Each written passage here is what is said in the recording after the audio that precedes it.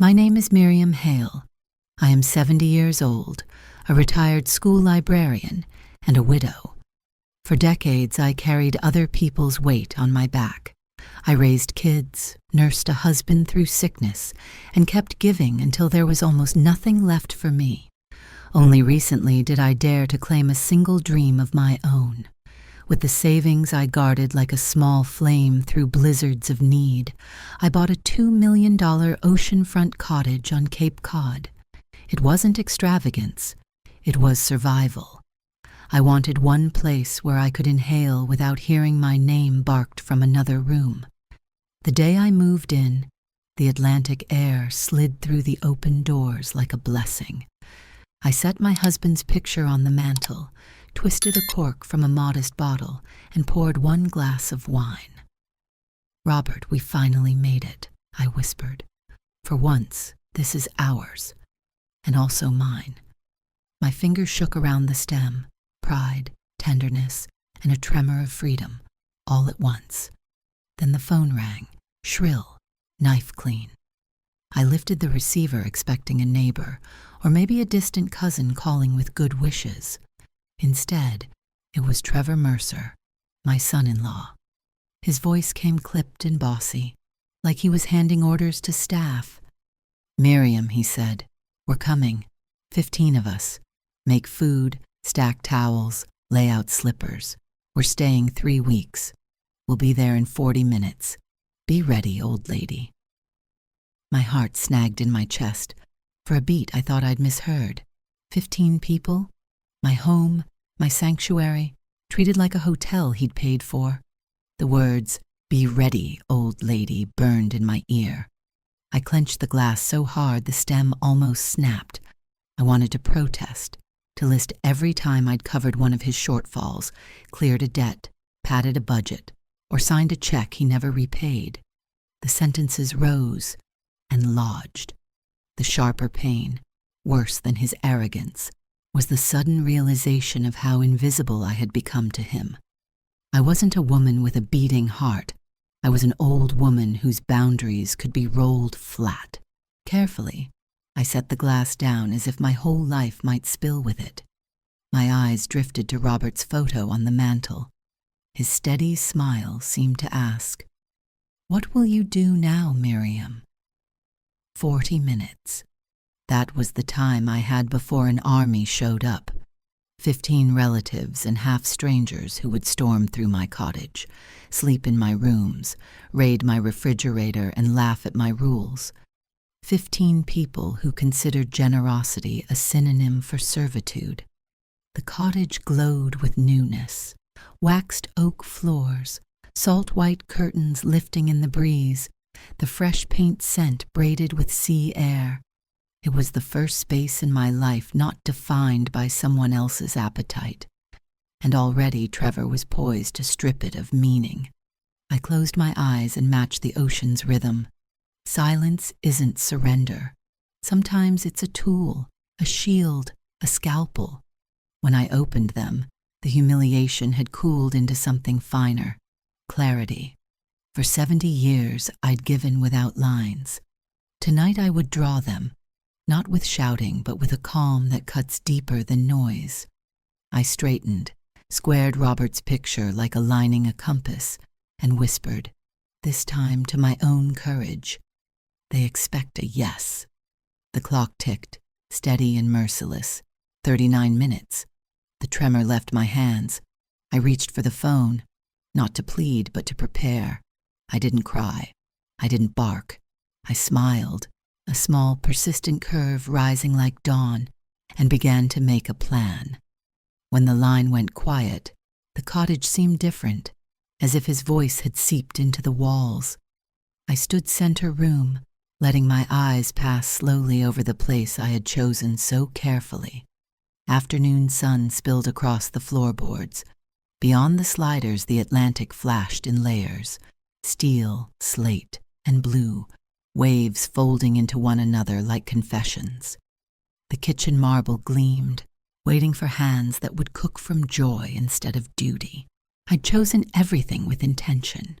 Soft curtains the color of surf, Open shelves for the books I finally had time to read, wide windows so the horizon would greet me first thing.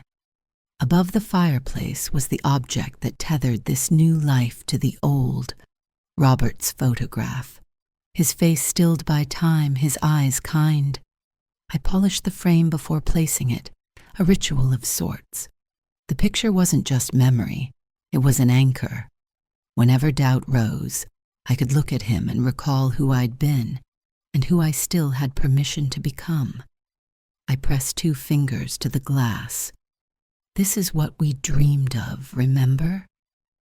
When we were young and broke, he promised me a little place by the water. We never made it. Life demanded everything. Kids, bills, illness, sacrifices stacked on sacrifices. He died before we could save enough. And here I stood, in a cottage I'd bought with my own hands, carrying his memory forward like a lantern. I thought of the years behind me. At 22, I wanted to study literature in New York. I stayed because Robert needed roots. At 30, I ached to see Paris. The children were small, and the money was thin. At 40, I considered opening a bookstore.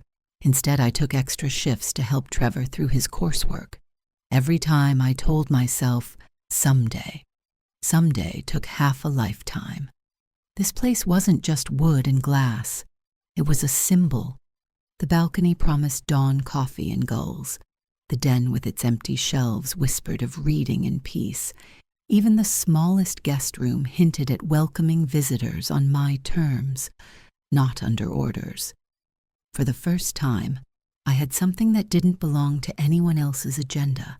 Not a child's inheritance to be bartered, not a loan to be leveraged, not a favor owed. Mine. That truth filled me with joy and a thin line of fear. Trevor's call proved how quickly people who refuse to see boundaries can trample them. I sat on a sofa cushion, still stiff from delivery, and breathed slow. This house was meant to be a refuge from noise. Still, his words rang. I wanted to believe these walls were strong enough to hold. I looked at Robert's picture.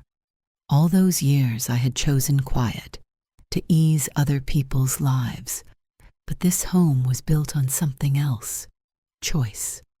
The ocean beyond the glass spoke agreement. Engines rose on the coastal road. I stepped to the foyer as a black SUV nosed into the drive, followed by 2 sedans, a white van stacked with paddleboards and coolers, then a pickup bulging with folding chairs. Doors slammed. Voices caromed off glass. Tires crunched gravel. The cottage, peaceful a breath ago, tensed like a bird before a squall. People poured out in a procession. Roller bags clattered over stone. Totes thumped. A teenager lifted his phone to pan across the facade. A woman I knew only from photos slid into the frame, chin lifted, smile polished.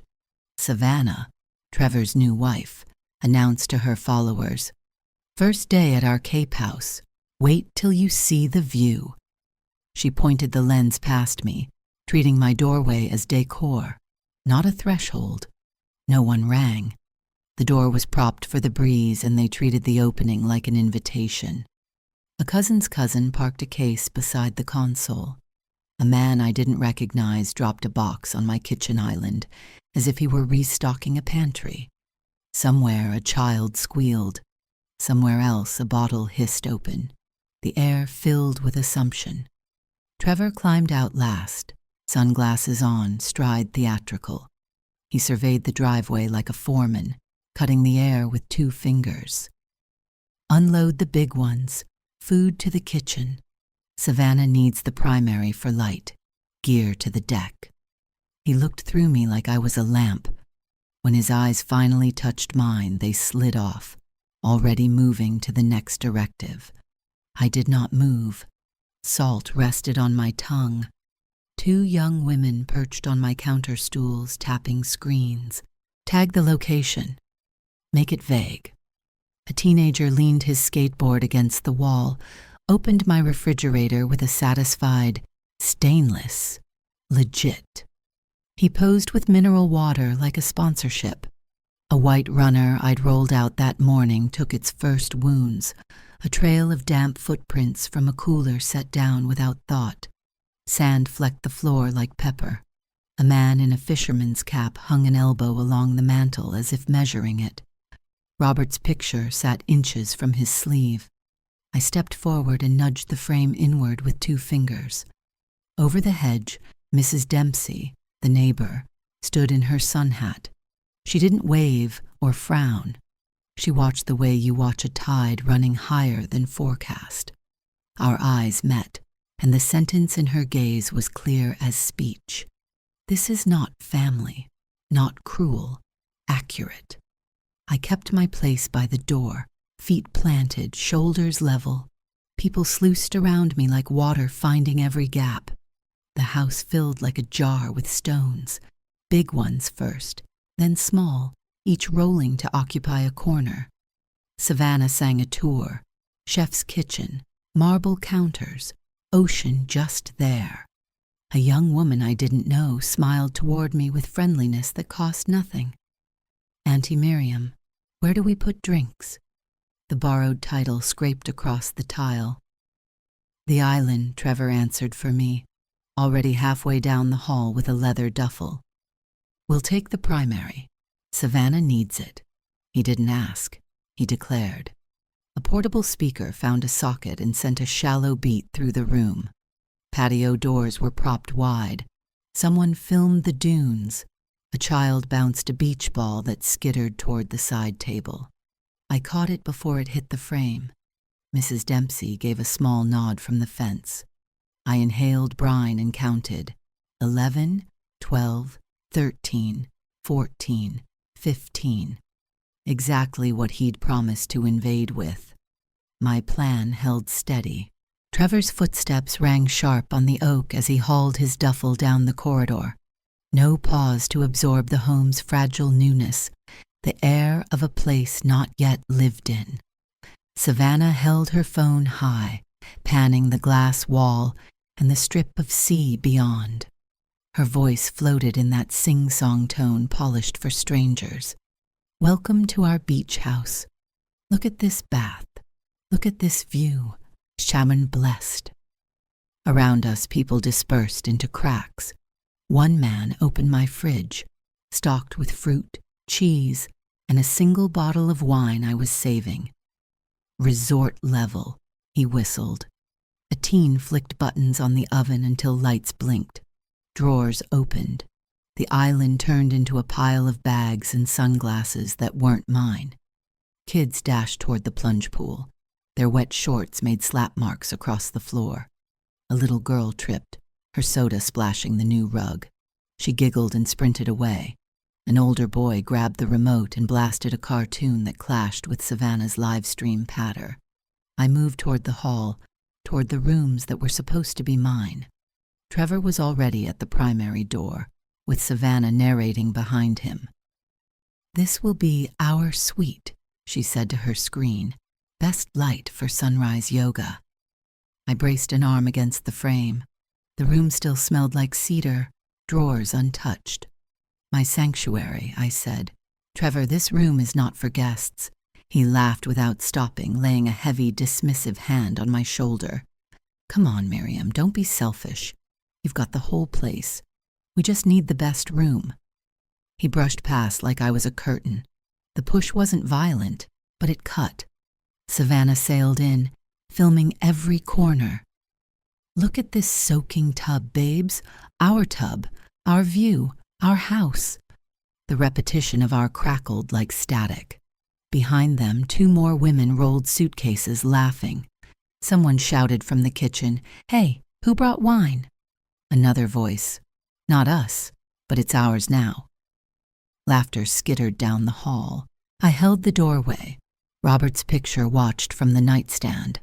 I thought of the morning coffees I'd pictured on the balcony. Savannah twirled in front of the glass to show her audience the horizon. Trevor dropped his duffel on my quilt, jarring the frame so it tilted. He didn't notice. Perfect. 3 weeks here will reset everything.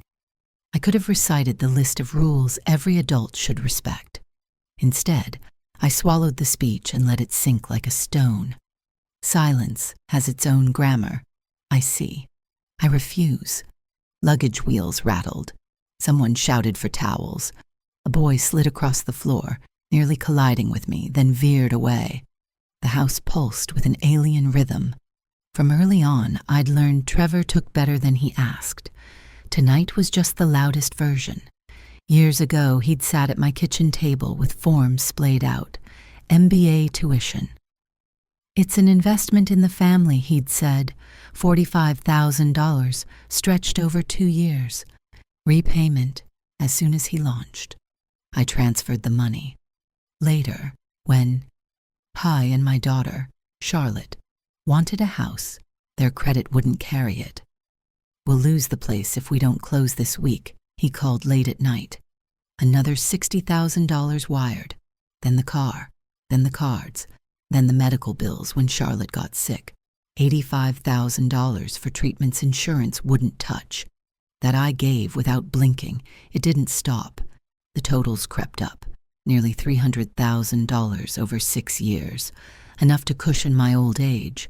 Enough to buy the peace I'd postponed. I remembered knitting at midnight, shoulders aching, selling scarves to neighbors for a few dollars. Not for income, not really, but to plug the holes his emergencies opened. I skipped dinners out, canceled small trips I'd dreamed of, wore the same winter coat 3 seasons running and told myself new buttons were invention enough. Each sacrifice felt small in the moment, swallowed by a larger story. Family. Now, watching him toss his bag onto my quilt while Savannah streamed, truth sharpened like glass. Kindness without boundaries becomes self-harm. I tasted the words and let them pierce. Not bitterness, clarity. Primary is ours, Trevor called down the hallway. The rest of you figure it out. Laughter rolled back like marbles. I planted myself in the doorway, shoulder to frame. No. One word can draw a border more cleanly than a fence. Savannah's smile froze. The phone lens drifted. That's not up for debate, she said. My followers expect sunrise routines. The light here is perfect. She tucked hair behind her ear and lifted the phone again. A chorus swelled from the kitchen as if my boundary were a game. Let Grandma chill. She forgets things. Cute. My Nana gets stubborn after naps. The jokes skittered in, light, cheap, cutting. Savannah tilted her camera toward my face, maybe hunting a viral scene. I gave it nothing. No tears, no rage, no performance. Stillness transmits more clearly than speeches. A boy slid on wet socks and bumped my hip, tossed a mumbled, sorry, and chased his own laughter. The speaker's beat pressed through the studs. I didn't move. Trevor sighed like I was a bureaucratic snag. He leaned close enough that I could see the line of his shave. You make this hard, and people will think you're unstable. Let us set up. We'll be out of your hair. He reached for the handle. I eased the door shut until the latch kissed the strike. My voice low. No. Then I turned and walked away. There's a kind of strength that refuses the stage. I chose it. Tinny chuckles trailed me. She's dramatic. She'll calm down. Drawers thumped. A zipper rasped. The cottage inhaled their noise. I let it pass through like tidewater. I slipped into the study, cooler, shaded, scented faintly of lemon oil. I closed the door softly, palm flat to feel the hinge settle. Music dulled to a pulse. My heartbeat answered, then steadied. I sat at the desk and drew salt air through the vent. Their laughter thinned beyond the wall. The phone lay on the blotter, black surface reflecting a sliver of my face. My thumb hovered. For years, when Trevor crossed lines, I swallowed protest and called it patience. Tonight something else breathed in me. The screen lit. 911. I didn't feel panic. I felt a clean, deliberate decision. I pressed call. 911, what's your emergency? My name is Miriam Hale, I said. I'm at Sea Strand Cottage, 17 Cliff Road, Barnstable. My son-in-law and a large group entered without permission. They refused to leave. How many individuals, ma'am? At least 15. Please remain where you are and do not engage. Officers are on the way. Thank you. I ended the call and set the phone down. The room felt warmer, as if it held the heat of what I'd just done. Years of swallowing had burned away in one clear act. I turned to the side table and picked up Robert's photo. In that young summer smile, I could almost hear him. At last. I won't stay silent, I told the glass. A knock rattled the study door. Then Trevor's voice, heavy with syrup over steel. Miriam, come on. We're family. Don't make this ugly. Let us use the house a while. Everyone benefits. I stayed still. He always coded demands with the word family, as if blood erased trespass. Please, he tried again, softer. You know we don't mean harm. It's just space. You have so much. Share it. That's what family does. His words seeped under the threshold like damp. I placed the frame back on the table and matched the ocean's timing. Steady, unhurried. The handle flexed, then stilled. I let silence grow, heavy enough to press his sentences flat. The house lifted and fell with their noise. A cheer from the kitchen, a suitcase scraping tile. Trevor's footsteps retreated, then came back. He tried another key that used to work on me. Think of Charlotte, he said through the wood. Her name slid under the door like cold air.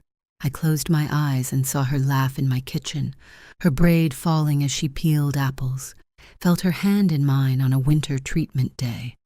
We'll be brave. My eyes stung. I didn't speak. He took my quiet for victory and tapped the door twice, jaunty. That's my girl. People are watching. Open up and let us settle the mood. The ocean answered for me. Salt breezed through the vent. I heard gulls outside, tires on the road. A spoon knocked the rim of a glass. I wasn't hiding.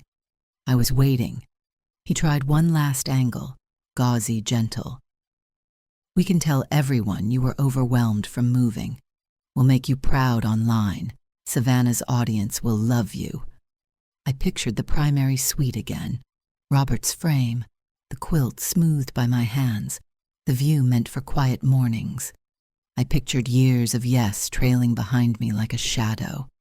Then I pictured a new line, bright and thin, exact as a blade. I chose the line. His voice lost its sugar. So this is how it is, he muttered. Have it your way. The handle clicked. Footsteps faded, swallowed by the house he'd tried to claim. I rested my hands on the desk and repeated what had become a prayer. Family doesn't invade. Family doesn't mock. Family doesn't steal peace. The study walls felt solid again. The waves underlined my sentences with steady sighs. Sirens threaded the surf before I saw the lights, thin at first, then nearer. A firm knock came at the front door. The floorboards carried the vibration to my shoes. I smoothed my skirt and walked the hall. 2 officers stood under the transom, uniforms dark against pale glass. Officer Alvarez, said the woman, showing a badge. The man nodded. Officer Kim. Trevor stepped into the foyer with a smile calibrated for managing. Officers, thanks for coming. Just a family misunderstanding. We've got it handled. Alvarez glanced at me, then back at him. Sir, the call came from the resident. We'll speak with her first. She pivoted. He had to yield. I handed my license and a folder from the console. Deed, a utility bill, closing statement. She read carefully, passed them to Kim. He scanned, nodded, and returned them. He faced the crowded room and said, clear and neutral, "This is her home." The speaker clicked off. Savannah lowered her phone by inches. A teenager muted the TV. "It's a family issue," Trevor insisted. "She's overwhelmed." Family doesn't override property rights, Alvarez replied. Polite, firm. She turned to me. Ma'am, do you want these individuals to leave now? Yes. The word landed like a heel on solid ground. Savannah tried for a soft smile. We just drove all day. There must be a compromise. Her eyes dipped to her screen. She angled it away from the badges. Please stop recording inside the complainant's home, Kim said. Color climbed her neck. The phone disappeared. Alvarez addressed the group. You have 15 minutes to gather your belongings and vacate. After that, remaining on site may result in trespass arrests. Motion erupted. Zippers rasped. Cooler lids snapped. Flip-flops scraped. A man yanked a heavy ice chest off the marble. A teen kicked his skateboard toward the door. It pinged off a baseboard and spun. A young woman swept sunglasses into a tote with clipped motions. Trevor hovered near me, smile fixed, eyes hard. We can solve this without a scene, he told the air. Let us sleep. We'll settle details tomorrow. Kim stepped just enough to block his line of sight. Sir, the only detail tonight is exit. Trevor clapped twice at his people. Let's go. Hotel's fine. No big deal. Casual on top. Anger under it. Savannah ripped the duffel from my quilt and slammed the zipper. The door to the primary flew wide, as if the room had offended her. I stepped in long enough to set Robert's photo straight with 2 fingers. Cool glass steadied me. The procession reversed. Suitcases rolled. Damp towels dripped. Somebody muttered that the view was overrated anyway. When a woman I barely knew reached the threshold, she met my eyes and whispered, Sorry. I nodded. True apology is usually small. Through the open door, I saw Mrs. Dempsey at her fence, hands folded on the rail. The porch light made a ring around her hat. She dipped her chin, not triumph, just recognition. The sentence was written across her face again, not family, boundary. Trevor was last. He adjusted a cuff on the mat like he could mend dignity with a tug. We'll be discussing this, he said. People will have opinions. I'm sure they will, I answered, keeping my voice even, the way the sea holds its line after wind passes. Engines turned over. Red tail lights stained the drive. Gravel ticked beneath tires. One by one, the vehicles slid back toward the road and vanished into the dark. Inside, the cottage exhaled. The officers stayed long enough to take notes and leave a card. If anyone returns without permission, call immediately, Alvarez said. Tonight, you did the right thing. The latch clicked behind them. Night closed. The ocean reclaimed the soundtrack. My phone buzzed on the island, notifications stacking like birds on a wire. I flipped it over and saw the story Trevor had chosen to sell, an old photo of Charlotte hugging him under maple leaves, captioned, My mother-in-law threw us out. Money made her heartless. The line cut clean. It didn't mention 15 uninvited guests. It didn't mention a taken primary and a camera in my face. Comments flooded. She has a mansion and no room in her heart. Some widows forget who helped them. Savannah's live video popped up. Passenger seat, red-rimmed eyes, careful angles.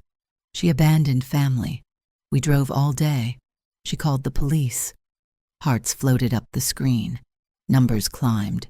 Sympathy ballooned. Old coworkers texted, Tell me it's a misunderstanding. A distant cousin posted publicly. Hard to watch elders turn cold. Others tagged my name and asked, Is this true? Truth was already being decided by volume and tears. I laid the phone face down and listened to the house. In another life, I'd have rushed to defend myself. Typed till my fingers cramped. Uploaded photos of sticky floors and upended cushions. Maybe even scanned bank statements. The urge rose and ebbed. I hadn't called for help to plead with strangers. I called because a line had been crossed. A light tap sounded at the back door. I opened it to find Mrs. Dempsey in her cardigan and walking shoes, the morning's earlier resignation replaced with a quiet steadiness. She didn't talk right away. Her eyes passed over the counters, the tied bag of bottles, the room exhaling itself back into order. She set a hand on my shoulder and spoke low. "The truth floats," she said. "Might take a minute. It floats." Something inside me unclenched. "They're already rewriting last night," I said. "People prefer a story that doesn't sting." "They can prefer," she replied. "Preferences don't make a thing true." We sat with coffee while the breeze lifted the curtain. Gulls argued. The ocean kept count. I told her about the call, the officers, the sentence I needed to hear spoken out loud. This is her home. I said it again to fix the moment in memory instead of rumor.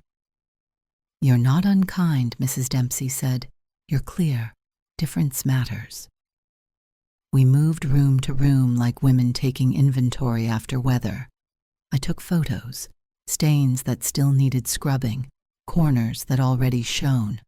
Both lenses belonged in the frame. I saved the images and set the phone face down again. "You'll be tempted to answer all of them," she warned.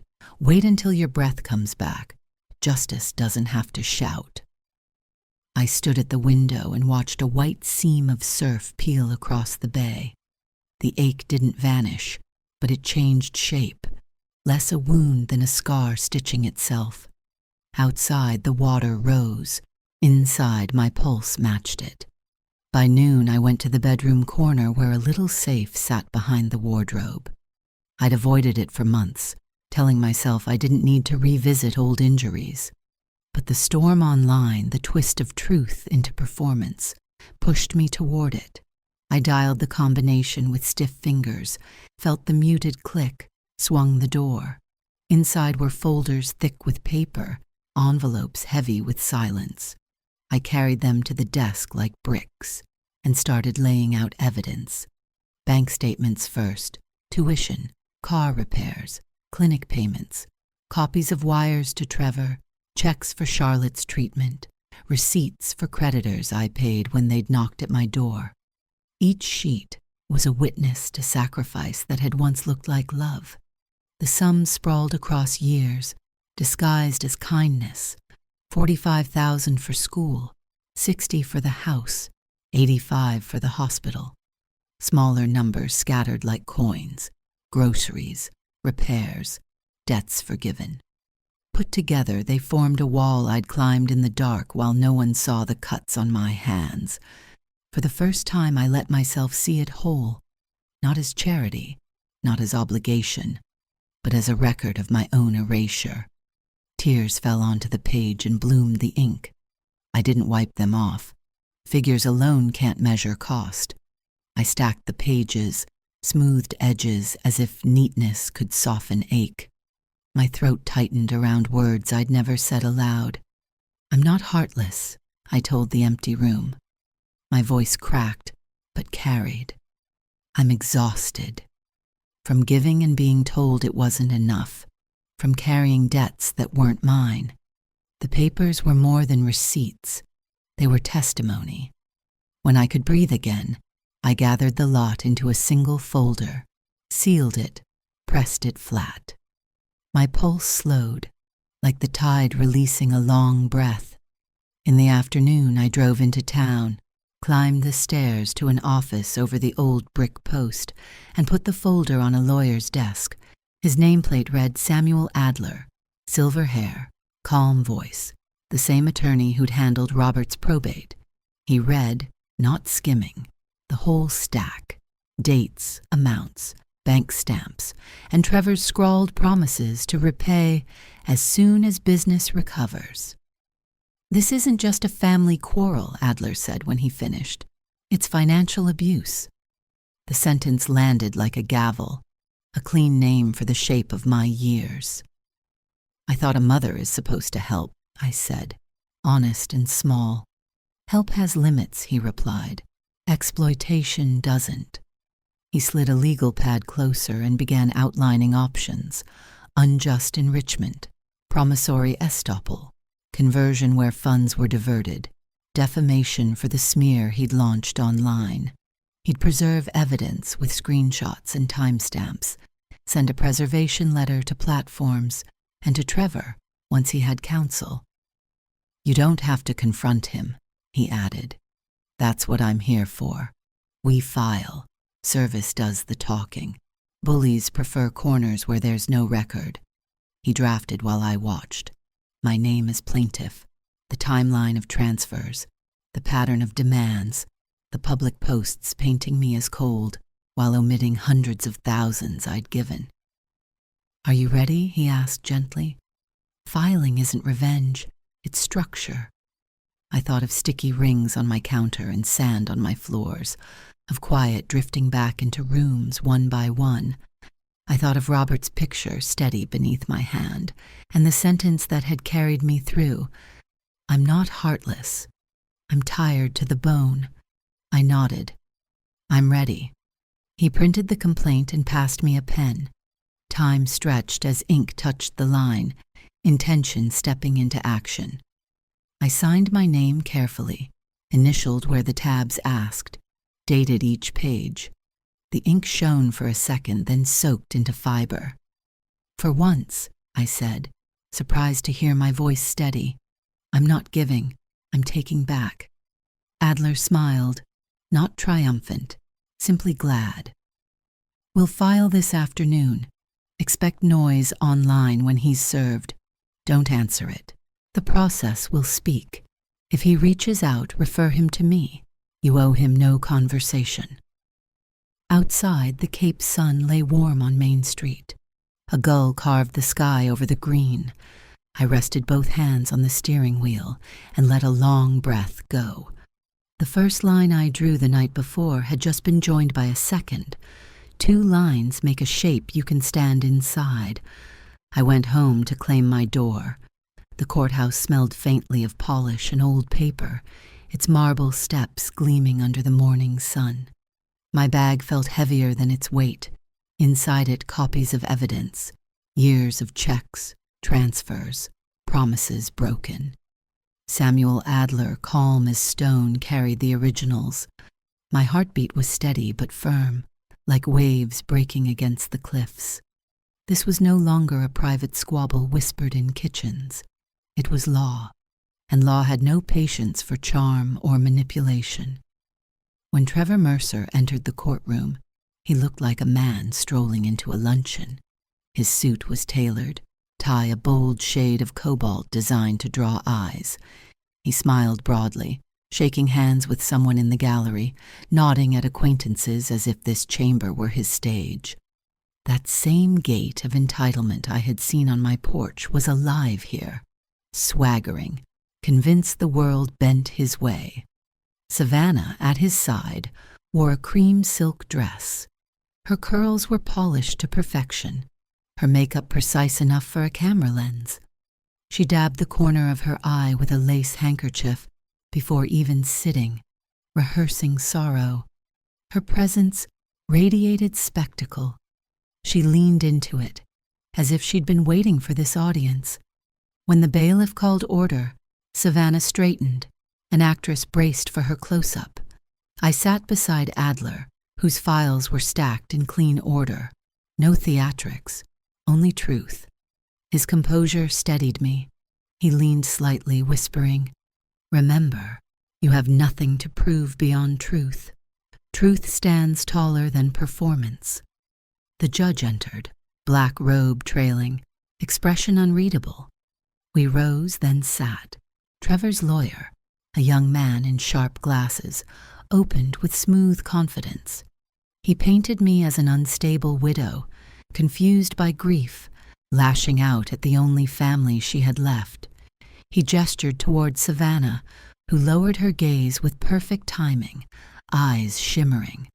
The attorney called my reaction a tantrum, born of loneliness, not law. Adler rose in his unhurried way. He placed a neat stack of documents on the podium and began to recite dates and amounts.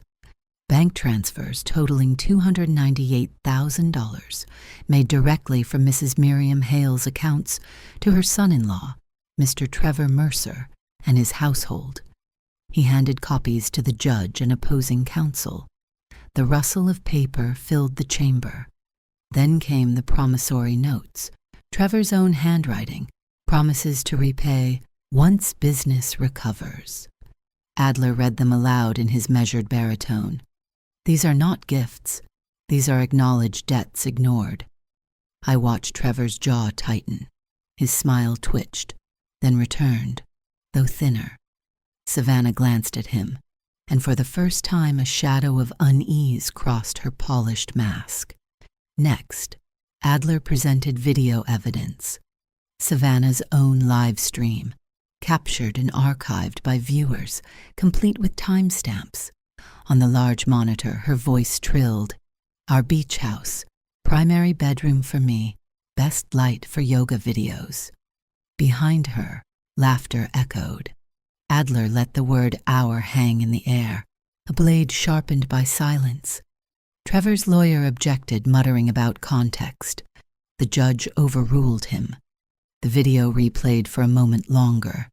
Savannah dabbed at her cheek with her handkerchief, but her fingers trembled now. Then Adler called a witness.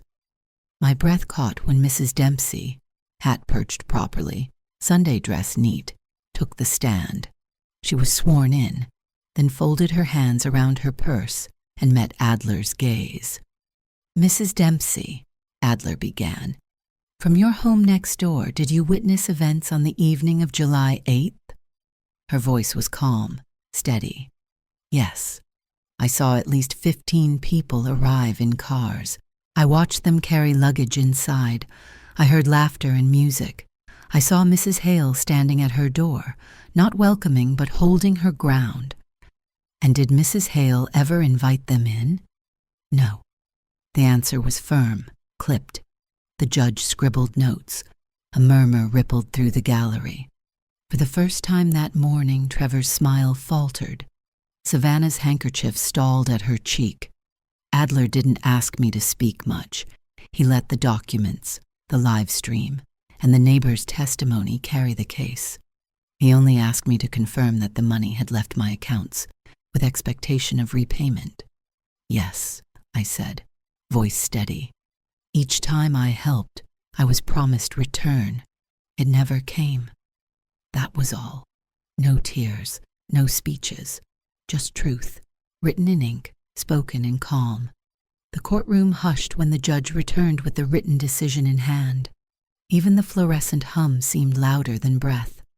My palms pressed flat on my skirt, cold but steady. Adler sat poised, pen ready.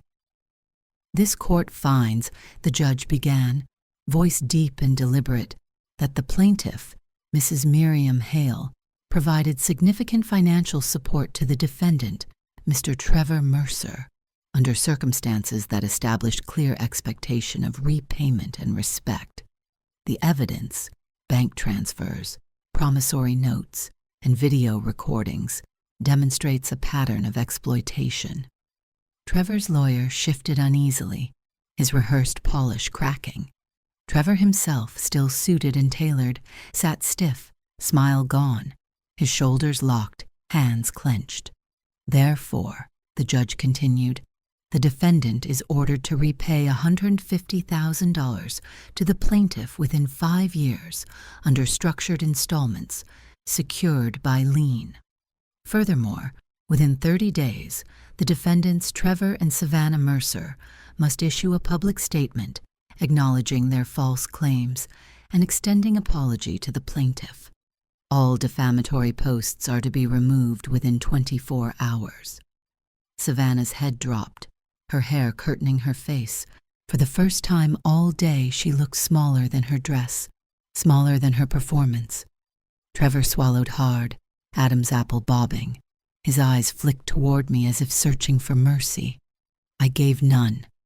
The judge set the papers down, folded his hands, and spoke more softly, as though to everyone in the room. Boundaries protect love. When family ignores them, The law must step in to restore what was broken. He glanced at me, not in pity, but in recognition. My throat tightened, but I nodded once. Adler touched the back of my hand briefly, anchoring me.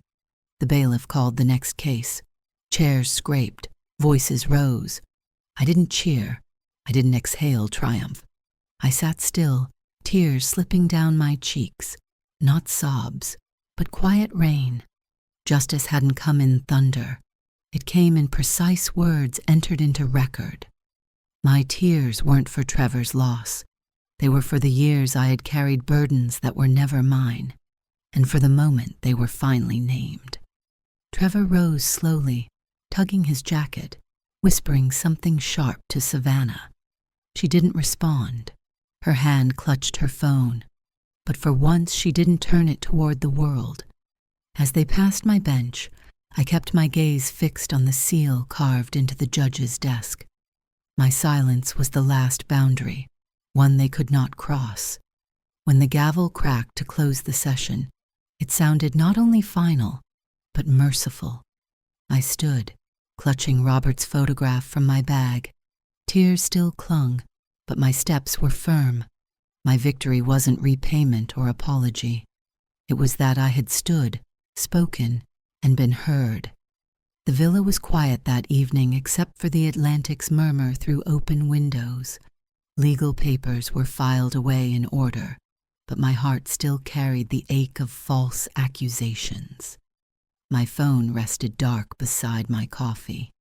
For days I resisted saying anything, letting silence shield me. But silence can also leave room for lies to grow. I opened the app. My fingers hovered, then typed just 2 sentences. Kindness is not weakness. Boundaries are love. I read them twice. The words held no venom, only truth. I pressed post, set the phone down, and turned away. Within minutes, it buzzed. A neighbor commented first, "I saw what you endured. This is strength, Miriam." An old colleague shared it. "She taught me this lesson years ago."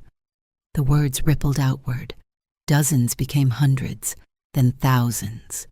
People wrote, "My grandmother used to say the same. I needed this today.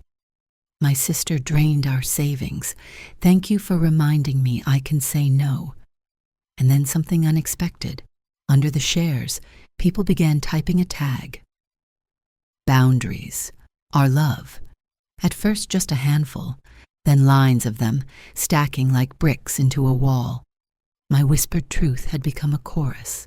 Even names I recognized, friends who had believed Trevor's posts, reappeared. "I'm sorry, Miriam. I judged too soon. I used to think boundaries were cruel. You've shown they're the opposite." Reading them didn't erase betrayal, but it softened the edges. It reminded me that truth, though slow, always surfaces. That night I sat on the deck, blanket-wrapped, sea stretching endless. My phone buzzed again, not with demands, but with gratitude. "Thank you for giving me courage to say no." My mother never set boundaries, and it broke her. I whispered aloud, letting the surf carry it. Kindness is not weakness. Boundaries are love. They no longer sounded defensive.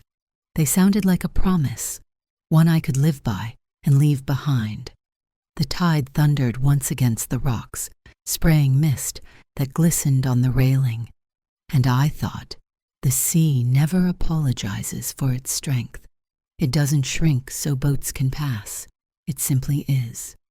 I touched the frame of Robert's picture, tracing his jawline through the glass. "I'm learning to be like the sea," I whispered. "Steady, strong, endless, but never without boundaries." The sky deepened into indigo. A first star shone. I lifted my glass of wine toward it, then toward Robert. One last tear fell. Quiet, not of grief, but release. The healing wasn't loud. It was in the simple truth. This life is mine again. The next morning broke clear and salt bright. the kind of Cape light that makes every edge crisp.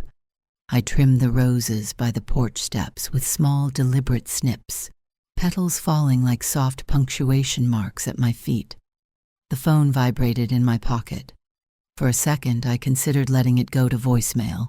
Too many calls lately were either reporters fishing for spectacle or distant relatives sniffing for gossip. The number on the screen tugged at a memory. I swiped. "Aunt Miriam, it's David." The voice was deeper than the boy I remembered, but warm in the same way. I hope it's okay that I called. I closed my pruning shears and breathed. "David," I said, surprised at the way my name for him carried a little sunlight. My sister's grandson, long out west now, the kind of good-hearted kid who used to shovel my walkway without being asked. "It's been a while." "I know," he said. "I've been following, well, the chatter. I didn't want to show up uninvited, like others. If it's welcome, I'd love to visit. If not, I completely understand. Permission first." The simple grace of it loosened something inside my chest. "You may visit," I said. "I would like that." He arrived 2 days later, car tires whispering over the gravel. He stepped out with a modest bouquet, daisies and lavender wrapped in brown paper, not grand, but thoughtful, and a quiet steadiness I recognized from the boy who once carried firewood to my door on a snow-blown Christmas. He wiped his shoes on the mat without prompting, then slipped them off on his own. My home felt different the moment he crossed the threshold, lighter, like he had carried gratitude in, not expectation. "For you," he said, holding the flowers as if offering a medal. "You deserve respect." The words lodged tenderly at my throat. "Thank you," I said, and meant it for more than the bouquet. We sat at the kitchen table, clear now, no evidence piles, no damp rings, just the vase and 2 steaming mugs. He looked around, his gaze lingering on the view, the book spines in the den, the little bowl of shells I'd collected on morning walks. "You built something beautiful," he said, not with envy, but with pride on my behalf. "I'm glad you did this for yourself." "I did it later than I should have," I admitted, "but I did it." He nodded. "You always built for others first." He held my eyes. "What they did to you wasn't family." We talked for hours, about his work, about saving for a small place of his own, about what he had learned watching from afar. "I saw those first posts," he said. "At the start, I didn't know what to think. Then I remembered every single thing you did when I had nothing. Books you mailed me in college, the birthday card with $20 tucked inside, the ride to the bus station at dawn. That's not a heartless person. That's love." The tears that gathered then weren't born of grief. They were gratitude. He glanced away, giving me time to breathe through them, then smiled and asked about the roses. We walked the yard together, the conversation moving in and out of memory and present, never pressuring, never performing. When he left at dusk, he turned at the porch rail. "I'd like to visit again," he said. "Only when you want company. I'll always ask." "You're welcome because you asked," I answered, my hand resting on his forearm for a moment. When his car rolled down the lane, the cottage remained quiet, but full in a way it hadn't felt for months. Real kinship didn't take, it offered. The days that followed had a strange double rhythm, outward noise, inward calm. Boundaries. Our love kept growing. A phrase that had been a whisper in my kitchen now showing up as a footer in articles, as a whiteboard heading in a counselor friend's office, as ink on sticky notes thumbed to mirrors. People, most of them strangers, sent messages with stories folded inside, sisters who drained accounts, sons who treated their mothers like open tills, friends who used guilt like a leash. "Your sentence gave me permission," one wrote. "I told my brother I won't co-sign the loan." Another. My grandmother never said no. It broke her. I'm learning from you. I read as many as I could manage, then set the phone down and let the Atlantic steady me. The court's clock kept its own pace. The order gave Trevor 30 days to post a public apology and remove the lies. His attorney, who had been so slick at opening argument, now sent filings through Adler with the brittle stiffness of a man used to winning who had been told no by a gavel. Meanwhile, the lean paperwork for the structured reimbursement moved forward in neat clicks, dates, amounts, signatures. The process wasn't fast, but it was real. There is a special kind of peace that comes from knowing you don't have to shout. Paper will do the speaking. In town, people's faces changed shape when they saw me. Early on, some had looked at me with suspicion, the sort of thin-lipped sympathy that's really judgment. Now they met my eyes and nodded, or touched my hand without squeezing, or just said, "Good morning, Miriam," like the sentence itself was a laurel. In the grocery line, a woman I recognized from church murmured, "I printed your words and taped them on my fridge." I smiled and told her they didn't belong to me anymore. They belonged to anyone who needed them. A week later, the public statements appeared. They arrived on my phone with the odd weightlessness of something that has been demanded by a court and constructed by a PR consultant. Trevor's post appeared first, a rectangular block of text on a white background, the kind they use when they want you to believe it's dignified. To our friends and family, it began. We regret the pain caused by our mischaracterizations of recent events. Our posts regarding Miriam Hale were inaccurate. We have removed them. We apologize. Underneath came a tidy sentence about taking accountability and moving forward with respect. It had all the feeling of a receipt, but it was there, public, permanent, not subject to deletion without contempt. Savannah's apology followed, dressed up with a softer font and a photo of a foggy shoreline. "I was wrong," she wrote. "I let my platform become a place of harm. I'm sorry, Mrs. Hale." The comments under Trevor's were combative, half of them angry he backtracked, the other half tut-tutting about people who can't take a joke. Under Savannah's, something else happened. A seam opened where other women slipped through. "I did the same to my mother," one wrote. "I'm going to call her." "I've been the taker," another admitted. "I'm ashamed. Thank you for saying it out loud." Even when truth arrives by summons, sometimes it still plants a seed. I didn't respond. I didn't like or comment, didn't amplify or scold. The court had already done the teaching. My work was at home. Home had its own lessons. One afternoon, I found myself in the den with a stack of old albums. Robert's neat labels ran under the plastic. Summers at the lake, first days of school, a camping trip where the tent leaked and we laughed anyway. In a photo, Charlotte was 10, gap-toothed and fierce, hair braided, eyes bright. She stood with a cardboard sign she'd lettered herself. "Bake sale. Save the library." My breath caught. Even then, she knew how to stand for something. Grief and pride braided inside me like the rope we used to tie to the dock. "You would have told me sooner," I said to the picture. "You would have told me to say no earlier." I rested my palm on the slick page and felt a steadiness move up through my arm, like bracing against the railing of a ship that has found its course. I started to practice small boundaries with the same care I once spent on lists and budgets. When a neighbor asked if her cousin could stage engagement photos on my deck, because the light is perfect and will be quick, I said gently, "Not this time."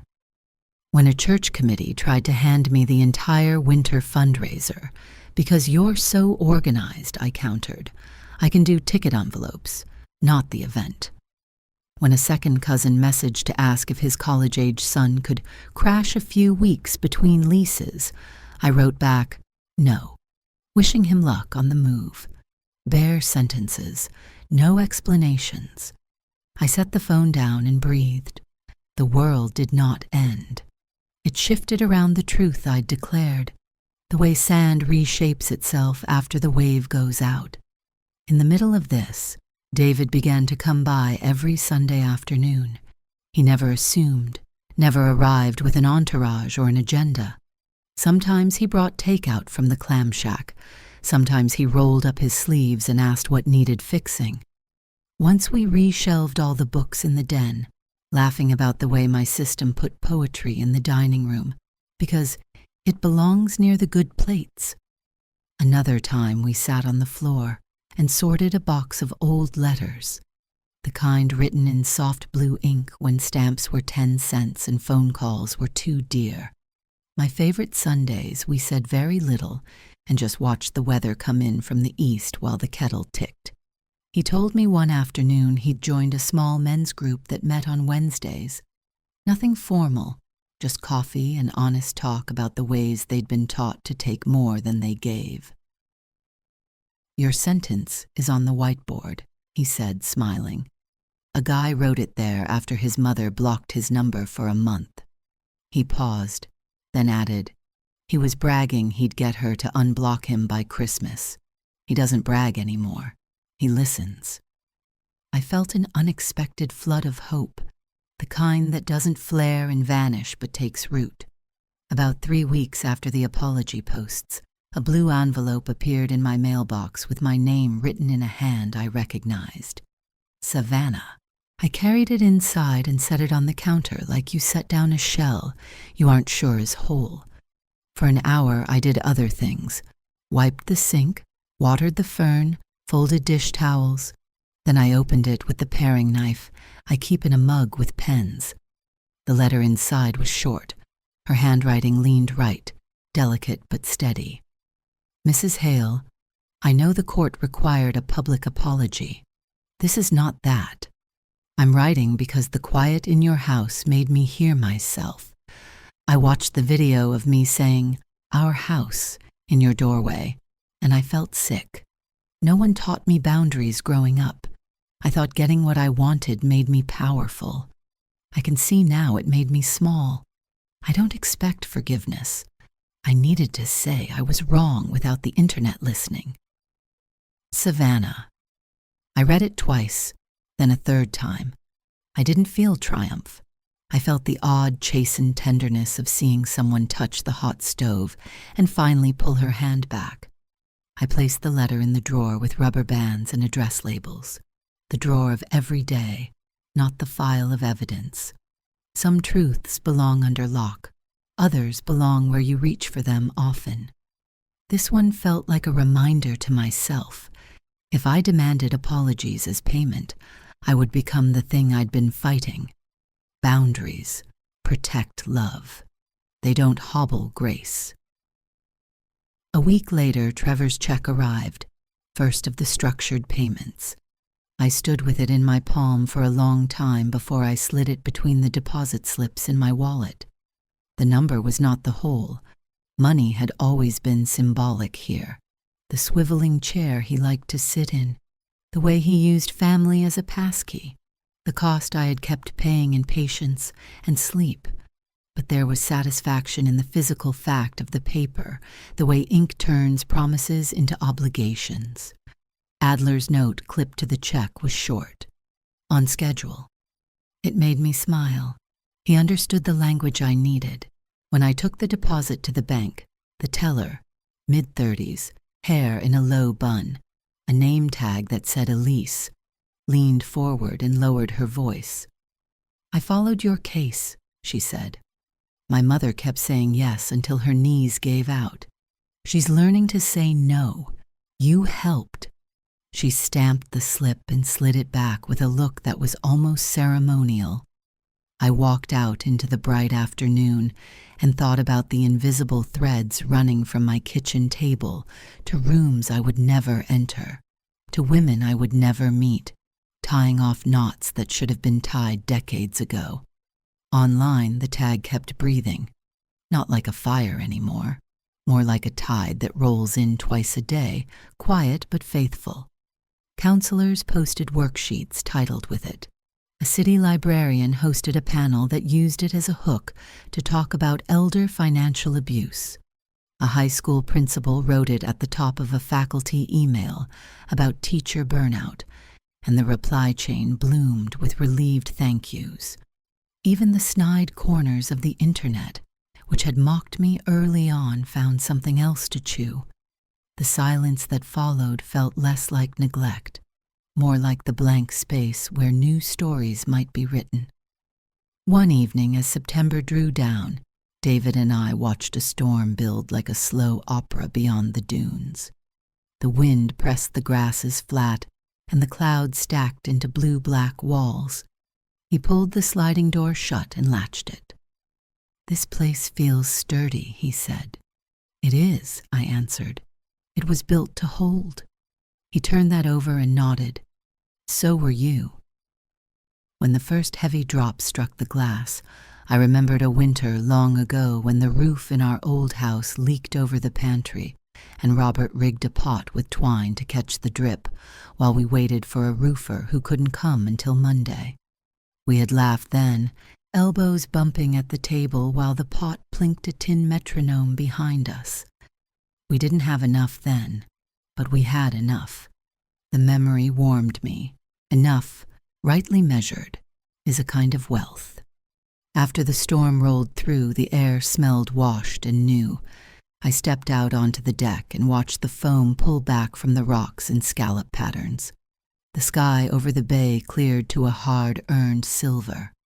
I lifted my phone, not to scroll, not to answer, but to write. 2 lines again, nothing more. Thank you to everyone who shared their stories with me. Remember, the line you draw is an invitation to healthier love, not an exit from it. I posted and put the phone down. Within minutes, small acknowledgments bloomed and slid, a river I didn't need to wade into to feel. Late that week, a message came from a woman named Janelle, 39 years old according to her profile, living 3 towns over. She wrote that her mother had died last year. Her brother had moved into their mother's house and hadn't paid a single bill since. And every time she tried to draw a line, he said she was tearing the family apart. "Your sentence," she typed, gave me words. She asked if I had 10 minutes to speak. I hesitated. Strangers on the phone had not gone well for me lately. Then I thought of what Mrs. Dempsey had said at my back door. The truth floats. I called.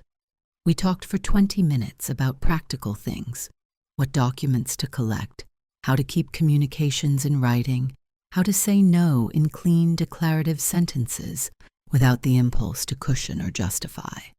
Then, at the end, she asked the softest question.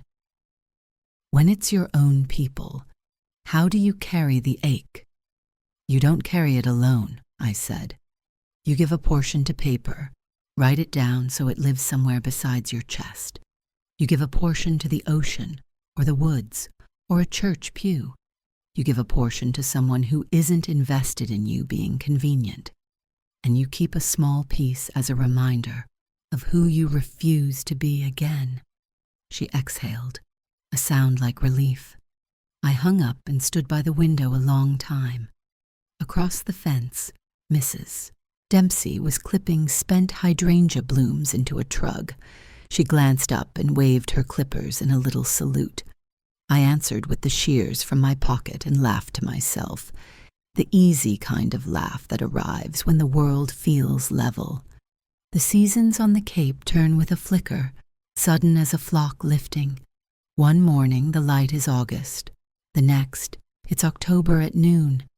I began pulling sweaters from the cedar chest and airing quilts over the deck rail.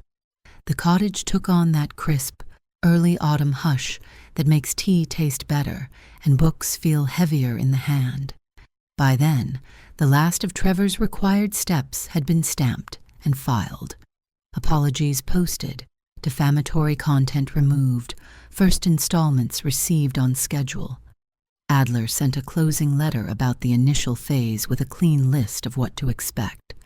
It felt like hanging a new calendar at New Year's, squares open and honest, no invisible obligations curling around the edges. On a gray afternoon, the sea the color of pewter, gulls stitching white loops over the water. I brewed a pot and set 2 cups on the coffee table before David arrived. When he came in, he didn't sit right away. He stood by the mantel looking at the photograph of Robert. "I like that he watches the water," David said. "So do I answered. He took his seat and warmed his fingers on the mug. "Do you ever regret it? The police? The court?" I didn't answer immediately. The kettle clicked as it cooled. A car whispered past on the road outside, then quiet again. "No," I said finally. "I regret the years I thought endurance was the same as love. What I did wasn't cruelty. It was survival. It was a way of making the love I have left last." He nodded, eyes bright. "I think a lot of people needed to see you do it." We talked a while longer about small things, an exhibit opening at the Historical Society, the best chowder on the Mid-Cape, whether we liked the new benches they'd installed along the town green. When the conversation thinned to a comfortable pause, I looked up at the invisible line where an audience lives in a story like mine. I imagined the unseen faces, women who had cooked dinners unthanked, men who had paid silent bills, grandparents who had given until only the rind remained. I let the quiet hold us. Then I asked the question that had been waiting at the edge of my mouth. "If it had been your door," I said gently, "would you have opened it? Or would you have drawn the line? Where do you put it, if not at the place where your peace lives?" It wasn't an accusation. It was a hand held open, palm up, waiting for someone else to put their answer there. In the pause that followed, the sea spoke in its steady grammar. The fire in the stove settled with a small sigh. Robert's frame caught a sliver of lamplight and held it like a promise. I leaned back, the knitted throw across my knees warm, and let my words travel outward the way gulls ride a thermal. Easy, sure, not in a hurry. "If you've been told you were selfish for refusing to drown," I said softly, to anyone who might be listening from the far side of a screen, "remember this. Self-respect isn't the end of love. It's the root that keeps it from tipping in the first hard wind." David adjusted the flowers on the table, his habit now, small, careful, then smiled at me with that straightforward generosity I had come to trust. Outside, the Atlantic beat its calm measure. Inside, the cottage held steady, not a fortress, but a home built with windows that open and a door that locks. I didn't need applause. I needed breath, and I had it. The villa sat quiet in the evenings now, the kind of silence that feels earned. The storm had passed, both the one with thunder rolling over the bay and the one that had rattled my walls with shouts, wet towels, and entitlement. What lingered wasn't emptiness, it was clarity. I sat on the deck one evening, the September sun sliding low, the glass of wine warm in my hand. Beside me, on the little cedar table, stood Robert's photograph. His smile had weathered years, storms, even my own seasons of doubt. I tilted the frame so his eyes faced the horizon as mine did. The tide was full, heaving against the rocks with a rhythm older than memory. "Robert," I whispered, "I finally understand. Generosity without boundaries isn't kindness, it's surrender. I had poured myself out for decades, believing depletion was devotion, thinking love meant never saying no. But surrender fed expectation, and expectation hardened into entitlement. That was the shape of my life until the night I pressed 3 numbers into a phone and found my voice again. The wind carried salt across my lips.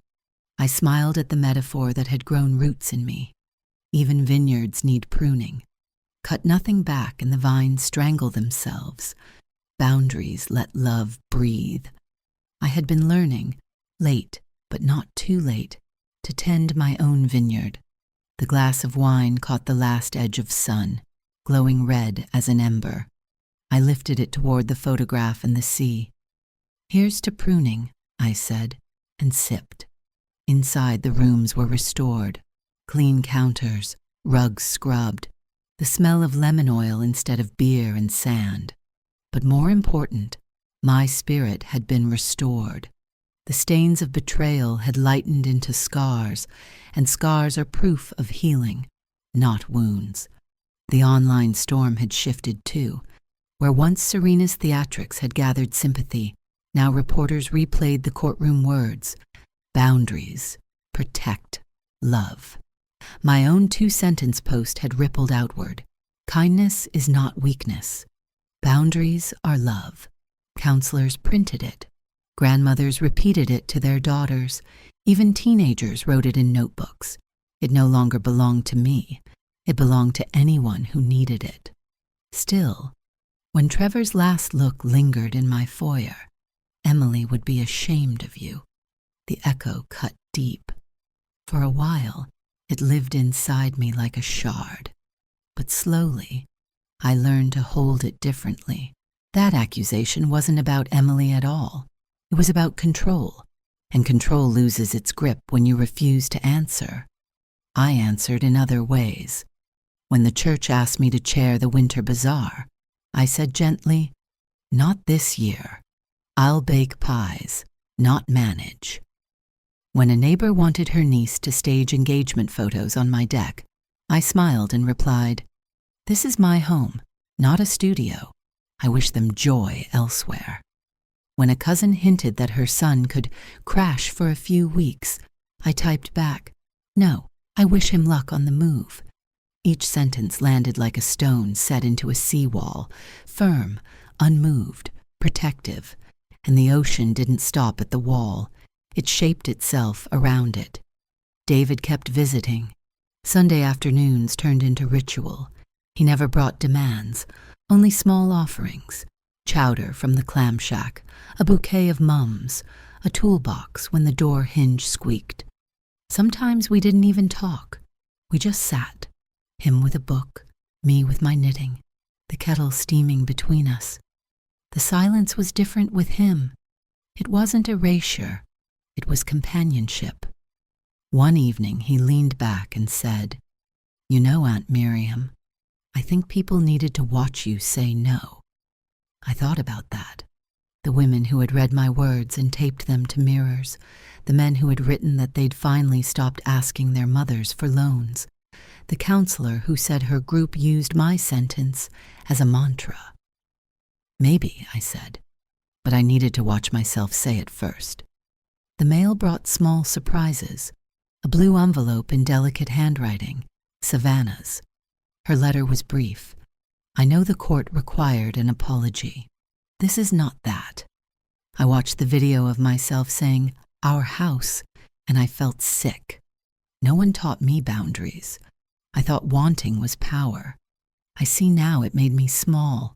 I don't expect forgiveness. I needed to tell you I was wrong without an audience.